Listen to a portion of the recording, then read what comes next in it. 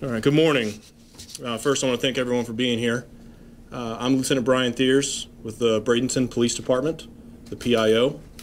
I will be speaking first, giving you a summary of events that took place on April the 2nd, and then I will have Lieutenant Weldon come up for any questions you may have of him, and also Chief Bevan will be here for question if needed.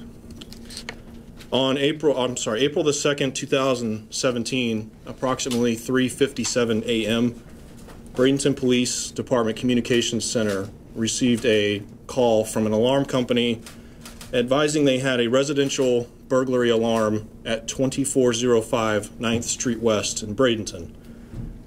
The alarm company also advised communications that it was a general burglary alarm, that the homeowner or key holder was on site, had given proper codes, and was still wishing to speak with the police. Lieutenant Weldon, a 15-year veteran of BPD, was in the area, heard the call for service, and understanding that it was just a simple alarm to a residence with a key holder on site, responded. Again, he arrived under the assumption that this was a standard call of a homeowner who had tripped their alarm system. He was under the assumption it was a false alarm, and so he approached by himself. What he quickly learned was that the location was not a residence, but in fact a business. And as he approached, he saw that the front door had been smashed in. He hears rustling inside of the business, still under the assumption that this is the key holder inside. He enters. Upon entering the business, he immediately confronts a subject who is concealing his identity by using a t-shirt wrapped around his face, and automatically recognizes this as what appears to be a burglary in progress. Lieutenant Weldon is able to radio for backup and draws his weapon and confronts the subject, ordering him to put his hands up.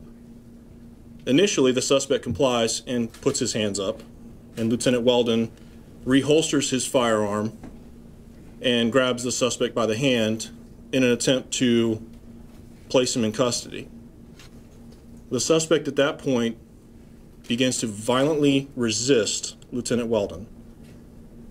Lieutenant Weldon and the suspect engage in a confrontation that lasts for over a minute and a half. During the confrontation, the suspect grabs for Lieutenant's firearm at least 2 times. Also during the confrontation, the suspect uses his hands to gouge and scratch at Lieutenant Weldon's face. He also gouges at his eyes, as you see in the video.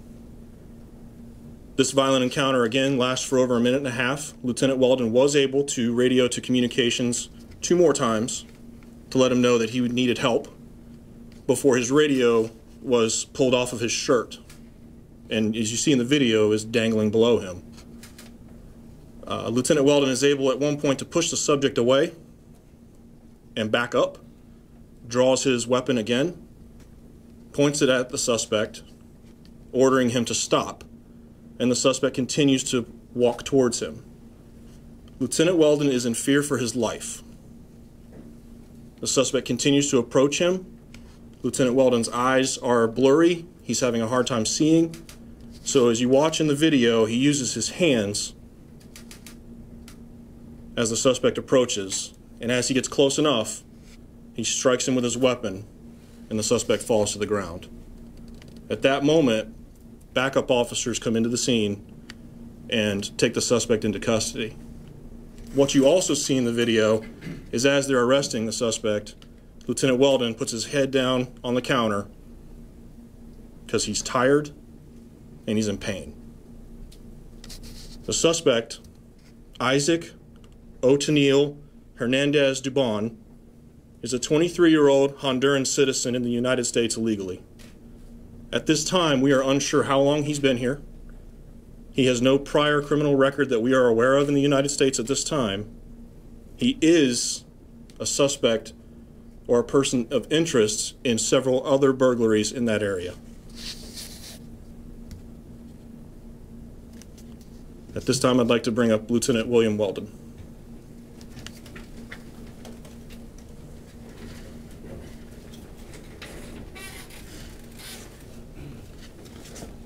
Good afternoon, everyone.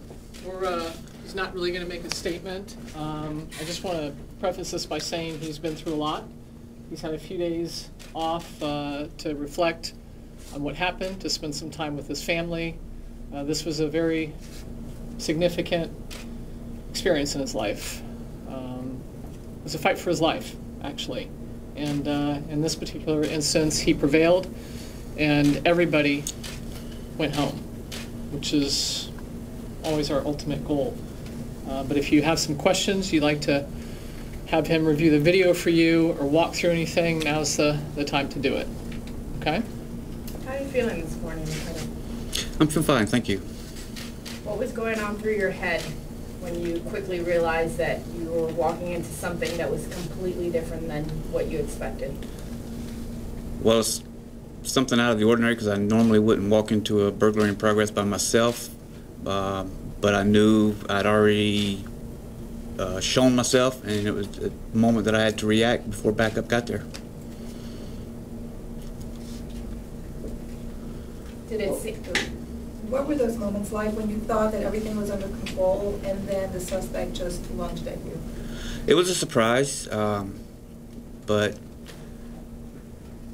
he wouldn't comply, but I could see that he didn't have anything in his hand, so he was unarmed at the moment that I saw. So I wasn't going to fire on an unarmed man, so I put my hand or a weapon away and attempted to take him into custody. But that didn't work. No, it didn't. Tell us about those moments after. During the struggle? Yes. Yeah. I was afraid for my life. I didn't know what to expect from him. All I knew is I needed to keep control of him until my backup officers got there. What was going through your head in that image that we saw of you just kind of leaning over that jewelry case? I couldn't see. I was in pain and I was tired. So I was just trying to recompose myself. When he was trying to gouge your eyes, I guess, was his fingernails actually hitting your eyes, or? His fingers were going into my eye sockets.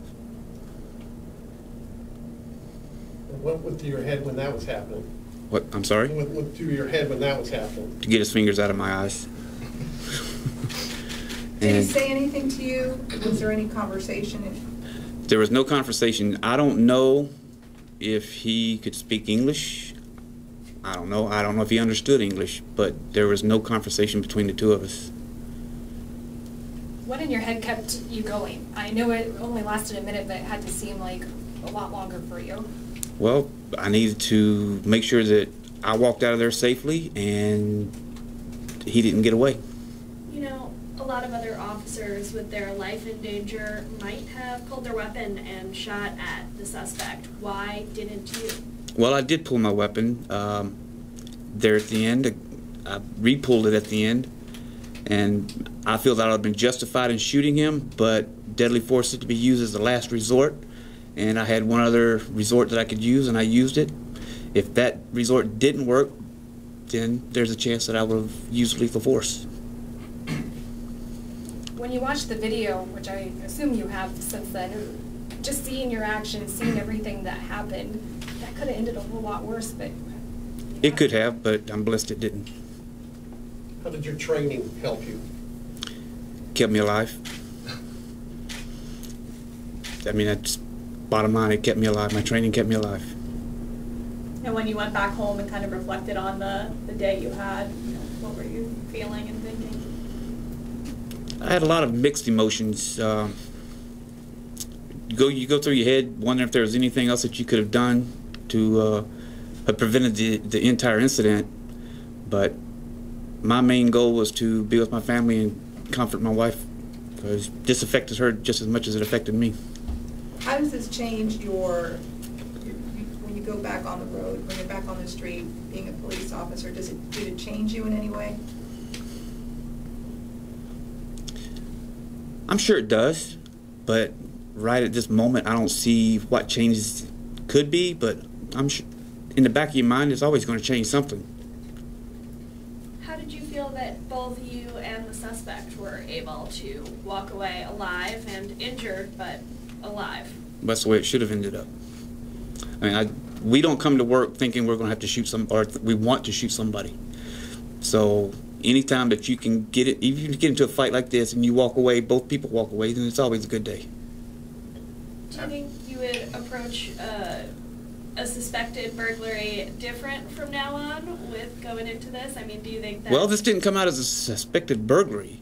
It came out as possibly a false alarm, because the key holder was supposedly on site and she gave the proper passcode. So I'm approaching as I'm going there to talk to the homeowner or business owner just to get her side of what was going on.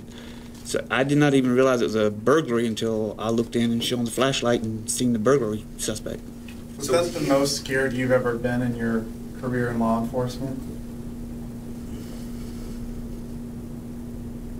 Probably. Was it one of those life flash before your eyes kind of things? No. I don't know. I've never had one of them, so I wouldn't know. But I don't see it as a light flashing before my eyes. I just seen that, felt that my life was in danger and I need to do whatever I could do to get out of it alive. Was he hiding? How did the store owner not know he was in there? Because the store owner wasn't there. When I walked in, this is where he was at. When he walked in that exact position right there, and I come in the front door. In fact, you can see my flashlight. It looked like my flashlight right there. And when he came in, that's where I saw him. And so, and when I saw him, he saw me, and he got up and was coming around the counter, and I had no choice but to react. When he attacked your eyes, talk about how difficult was it to fight back? Were you blinded? Talk about that. Oh yeah, I was blinded, but it's one of them things that you do what you got to do to get out of it. Now, you were going in expecting to be speaking to the store owner.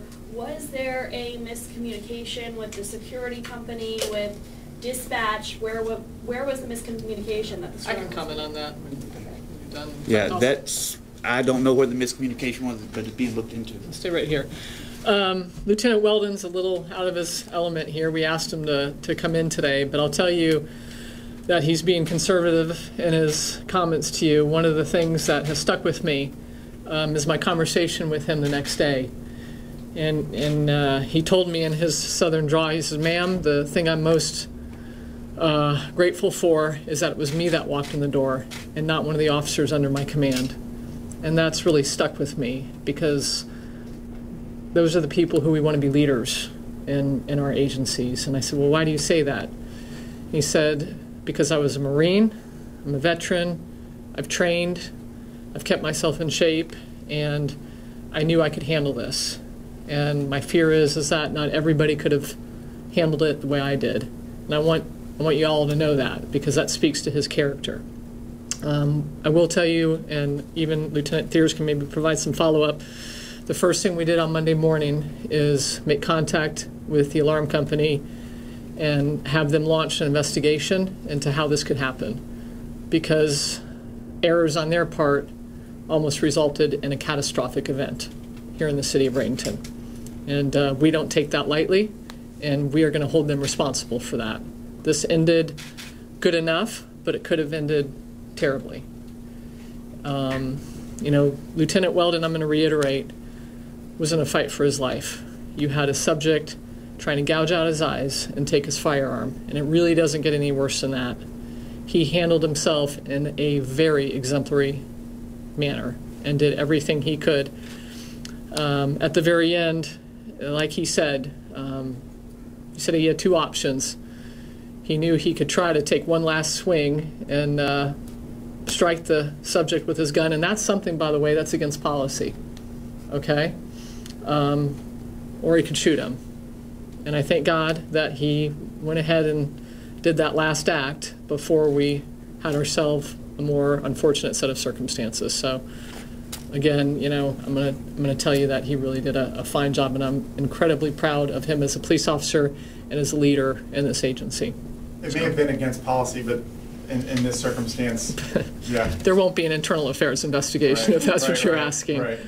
It's just something that we obviously attempt to tell officers, that's not really in your use of force matrix. When it comes down to a situation like this, you do anything and everything you need to do, okay, to save your life, and he did that. How do you fall on, do you, certainly, like you said, it seems good for both parties that people were able to walk away from the situation. But in use of force generally, as far as use of deadly force, do you tell your officers, that they have to look at situations like this as things that could happen? And how do you fall on that issue? I mean, we train for protecting ourselves, protecting our community, but we train in de-escalation. We do everything we can to avoid the use of deadly force, but unfortunately, sometimes that's reality. And you're never going to hear me second-guessing anybody else across the nation who's had to engage in that, because as you can see in this video, it's the slightest hand movement. It's things that you may or may not even have seen. I'm not sure if you guys could really clearly see what was happening to him until he spoke to you today and said his fingers were actually inside his eye sockets. You wouldn't understand the gravity of what was happening to his sight. Lieutenant Weldon shared with me that as the suspect approached him for the final time, he saw 4 of them in front of him. He had no idea where the suspect was. That's why you see him put his hand out, and that's why you saw him take such a wide swing. He had no idea where contact would be made because he didn't even have a sight picture. So, Chief, how does this make you feel about the training at your department that both the suspect and the officer were able to walk away alive? Again, I'll say that every set of circumstances speak for themselves. I think we do a great job of training our officers here, but we'll never have enough training. Every day we arrive to work, it's training in progress. It's keeping ourselves prepared, adept, all those things that contributes to successful outcomes such as this. And you bring up a good point. These are situations where you think you're going into one thing, and in a flash, it changes into something else. And this is what our officers get faced with each and every day, each and every moment. This is what consumes their days. They may think they're heading into a domestic situation. They arrive on scene and people are armed. This is just a good example that really is receiving some attention because it's on video. But make no mistake about it, these types of situations happen each and every day, and officers all across the nation are faced with similar sets of circumstances each and every day. Has the state attorney's office reached out to Customs, Border Patrol, or ICE in regards to the suspect? We've been contacted by Border Patrol, and they did advise us that there has been a hold placed on the suspect. That's it. Knowing that he's here in the United States illegally, does that just add more frustration to you that could have been prevented a lot sooner, all of this? We're not here to really look at the big picture when it comes to that. We're here looking at the safety of our communities and the safety of our officers, and whether he should have been here or shouldn't have been there. What I'm glad is that he's off the street now. And my hope is that he's not going to be back out there to harm anybody else. Chief, were there other businesses that this suspect hit recently? I think Lieutenant Thiers can comment on that, but he is a person of interest in some other crimes within the area. In that same, that same vicinity? I think in the general vicinity, right. Yes. Do you mind if we play the video? Yes, I'm going to hand it back over to him. Okay. Walk us through it. You want to press play? Maybe stand at the microphones and then, unless you want to point.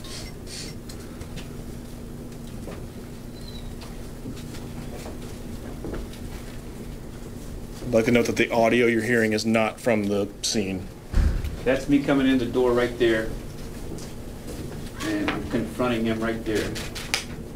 He's got his telephone in his hand and he appears to be texting or trying to call somebody. I didn't know if he was calling somebody from the outside to come in and help him, and he wouldn't drop it, and so I knocked it out of his hands. He appeared to be complying, so I put my flashlight up on the counter and reholstered my gun and went to take him into custody, and this is what ensued.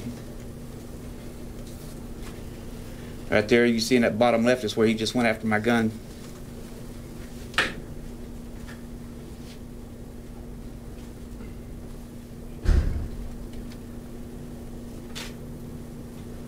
And you can see he's trying to get at my head right there.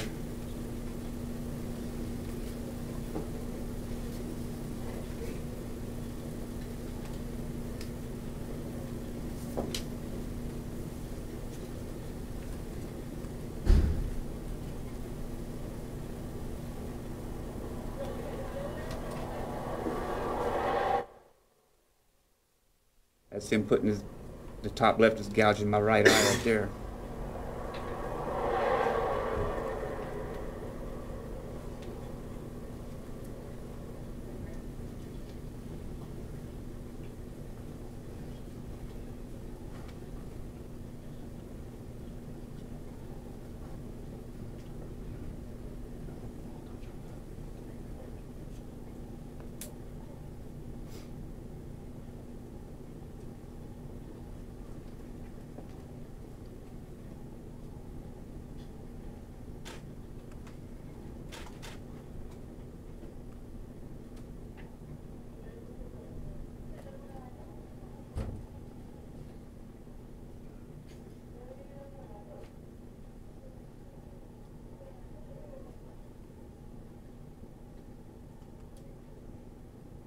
And that was the final blow.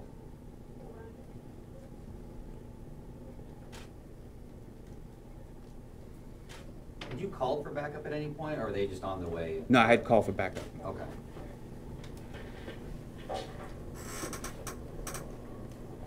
Yeah, I called for backup while we were struggling.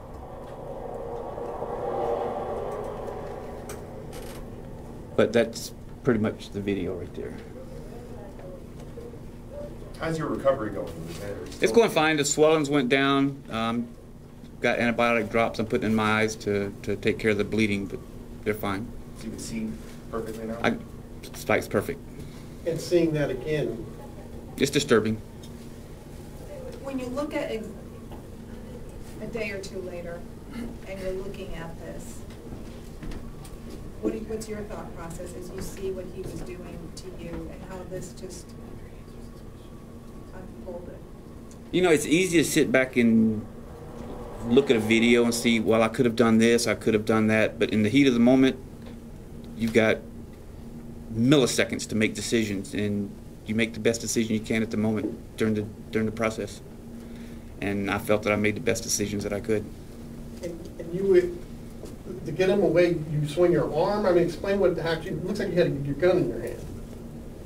When I pushed away, well, I pushed him away, or pushed myself away from him, and yes, I did draw my gun, but I could not, I was seeing multiple images of him, so I didn't know exactly where he was at. So you see me waving my hand back and forth. I actually hit him right here and somewhere around in the throat, the chest area, so I knew about where his head was, and that's when I took the swing.